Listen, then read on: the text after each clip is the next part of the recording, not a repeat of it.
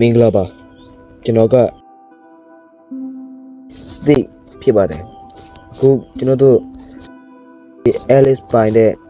Cherry ရွာမှာရှိပါတယ် Cherry ရွာလို့ခေါ်တဲ့အကြောင်းရင်းကအနောက်မှာတံပိုးကြီးတဲ့ Cherry တေးတဲ့ထွက်ရှိတဲ့ကြောက်ဖြစ်ပါတယ်တရားကိုတိုင်မဲ့တဲ့အကြောင်းရင်းကတော့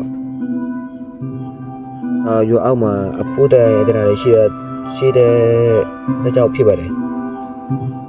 တရားကိုတိုင်မဲ့ဖို့ဘုံကျဲလေရင်ငါးစီ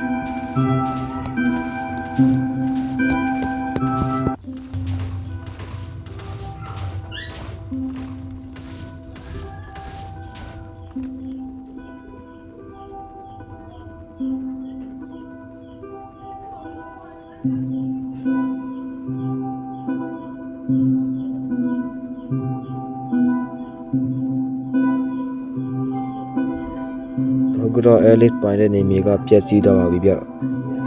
အတော်နောက်တဲ့နေမြေကိုစသိမ့်ပိုက်ဖို့အတွက်ကျူးစားတော့ပါလေဒီနေ့ပြောကြတော့ပါပြီဗျ